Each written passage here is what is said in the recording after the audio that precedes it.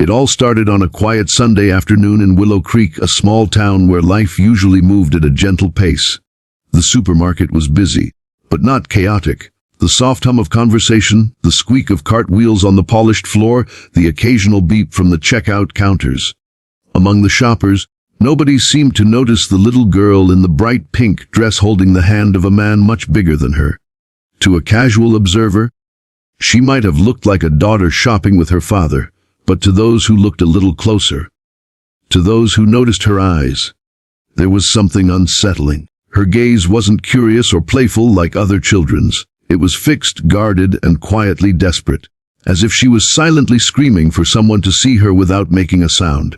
The moment that would change everything happened in the cereal aisle.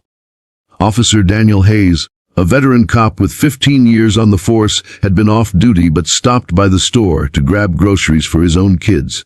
He strolled down the aisle, scanning the shelves for the cereal his daughter loved, when movement caught his eye.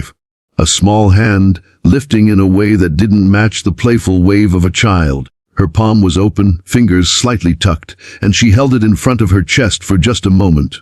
It was quick, subtle, and if Daniel hadn't recently attended a seminar on child rescue signals, he might have dismissed it entirely.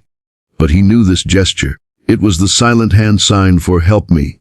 His heart slammed in his chest.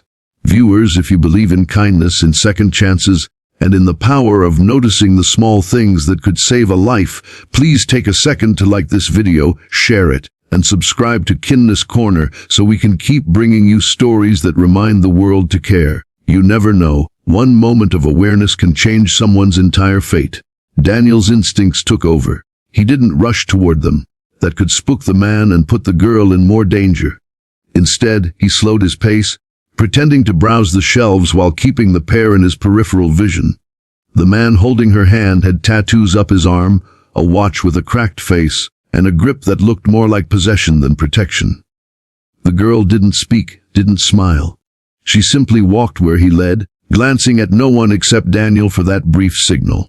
Daniel's training told him that situations like this could go south in seconds, so he moved carefully. He tapped his earpiece, calling in a discreet code to dispatch, letting them know the possible abduction in progress. As they moved toward the back of the store, Daniel followed at a distance. He watched the man glance over his shoulder twice, his movements becoming faster, more erratic. The girl's steps were small, almost hesitant, like she was trying to slow him down without making it obvious. When they passed a freezer section, Daniel caught her eyes again. Those wide, pleading eyes that now carried a glimmer of hope. Backup was on the way, but every instinct told him he couldn't wait too long. Something about the man's body language screamed urgency, as if he knew time was running out. The next minutes felt like hours. Daniel trailed them past the dairy section, then toward a side exit rarely used by customers. His mind raced. If the man reached that door, they could be in a car and gone before help arrived. Daniel picked up his pace, his footsteps firm but not loud enough to alert the suspect too soon.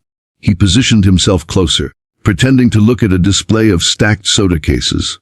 The man gripped the girl's arm a little too tightly, and she winced, her tiny body tilting as she struggled to keep up. Then came the moment Daniel would never forget. Just feet from the side exit, the man glanced around and shifted his grip, pulling the girl faster. Daniel stepped forward, his voice steady and authoritative as he announced himself as a police officer. The man froze, tension radiating from him like heat. For a split second, the air between them felt heavy with possibility. Fight, flight, or surrender.